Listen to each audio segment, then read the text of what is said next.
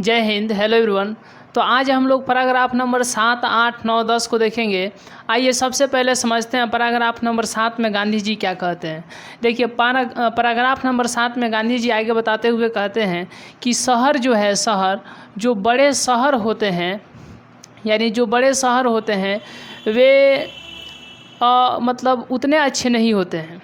जो बड़े शहर हैं मतलब बताते हैं कि जो बड़े शहर होते हैं वे एक जाल हैं। क्या हैं? वे एक जाल है, एक बेकार बोझ है। वहाँ पर लोग जो है खुश नहीं होते हैं। वहाँ पर चोरों और डाकुओं के क्या होते हैं? गैंग होते हैं। और जो गरीब लोग हैं वो बड़े शहरों में अक्सर धनी लोगों के द्वारा क्या हो जाते हैं? लूट लिए जाते हैं।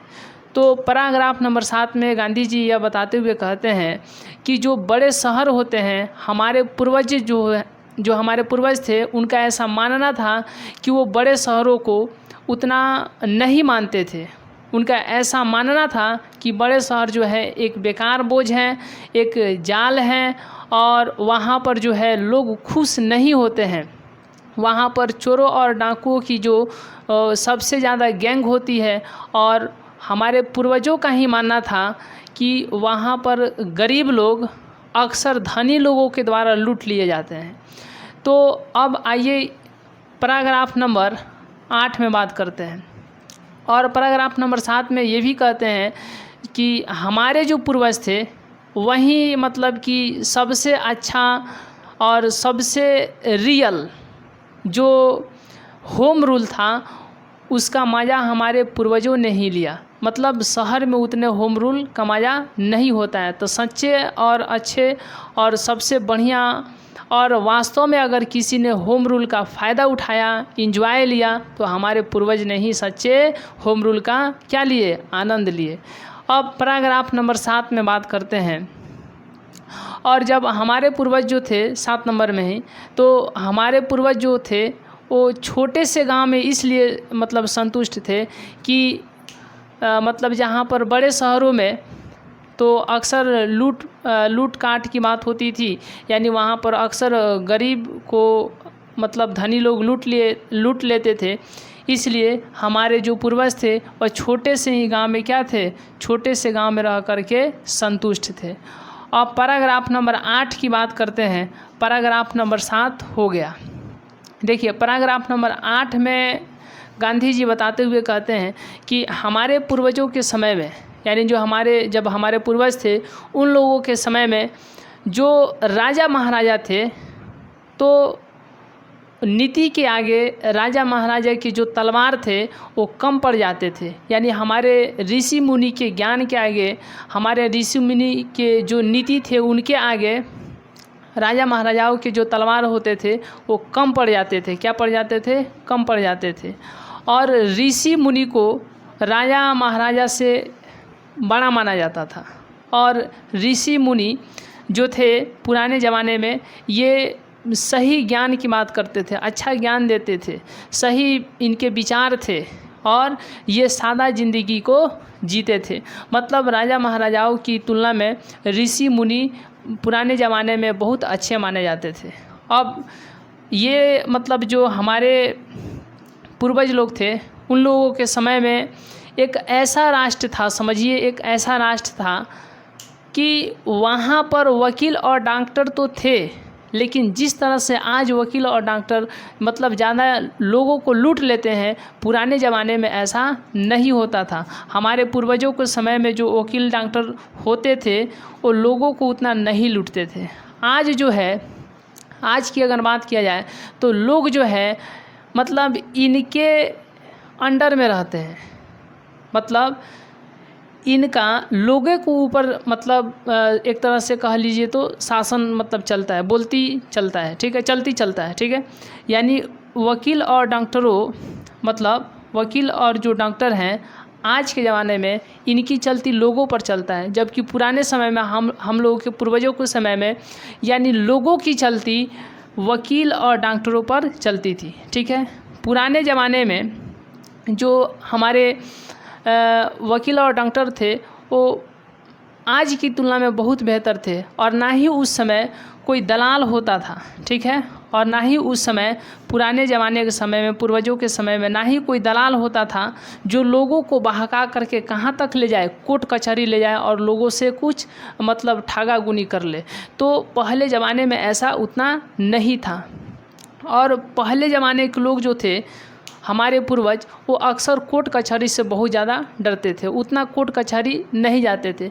और ये सही भी बात है कि वो उनका तो लगाव उतना शहर से होता नहीं था, उतना राजधानी से होता नहीं था, मतलब राजधानी शहर से नहीं होता था। और जो कोर्ट कचहरी होते थे वो शहर में ही होते थे, ठीक है। तो लोगों को उतना, पुराने ज़माने के लोगों को, जो हमारे पूर्वज थे, उतना शहर से लगाव नहीं होता था, इसलिए वे जो भी मामला होता था अपने गांव में ही रफा दफा कर लेते थे, सुलह कर लेते थे, कोर्ट कचहरी नहीं जाते थे और ना ही दलाल उन्हें पहले बहका कर कोर्ट कचहरी तक ले जाते थे।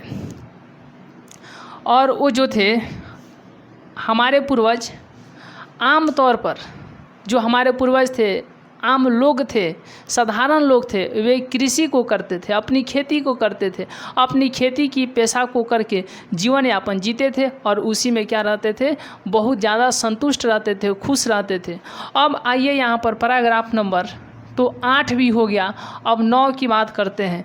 पैराग्राफ नंबर 9 में कहते हैं, गांधी जी यह बताते हुए कहते हैं कि देखिए, मैं जैसे सभ्यता की चर्चा करता हूँ, जिस तरह से मैंने सभ्यता के बारे में बताया, वैसे ही इसके मानने वाले लोग भी कहते हैं कि मैं जैसे कहता हूँ, यानी गांधी जी सत्य कह रहे हैं, ठीक है।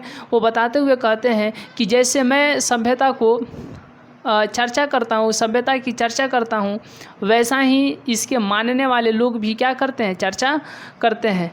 और उसके बाद बताते हुए आगे कहते हैं कि देखिए, इंडियन सिविलाइजेशन जो है, भारतीय सभ्यता है, वह नैतिकता की बात करता है, जबकि वेस्टर्न सिविलाइजेशन है, यानी पश्चिमी जो सभ्यता है, वह नैतिकता की बात नहीं करता है, यानी नैतिकता को बढ़ावा नहीं देता है। और हम लोगों की सभ्यता नैतिकता को बढ़ावा देता है और नैतिकता के गुणगान को, मतलब गुण जो इसके गुण है, गुण गान को गाते हैं। यानी इसमें इंडियन सिविलाइजेशन में क्या है कि नैतिकता को बढ़ावा दिया जाता है, जबकि वेस्टर्न सिविलाइजेशन में नैतिकता को नहीं बल्कि अनैतिकता को बढ़ावा दिया जाता है। देखिए, जो वेस्टर्न सिविलाइजेशन है, यानी पश्चिमी सभ्यता है, वह अंत में उसका रिजल्ट निकलने के बाद, यानी अंततः वह ईश्वर विहीन की ओर ले जाता है, ठीक है। जबकि हम लोग की जो सभ्यता है, इंडियन सिविलाइजेशन, भारतीय सभ्यता, ये ईश्वर में विश्वास करने को कहता है, यानी ईश्वर में विश्वास हम लोग करते हैं, अपनी सभ्यता को मानते हैं, तो इसमें ईश्वर में विश्वास किया गया है, ठीक है। यानी इंडियन सिविलाइजेशन के अंदर ईश्वर में विश्वास किया गया है, जबकि वेस्टर्न सिविलाइजेशन में ऐसा नहीं है।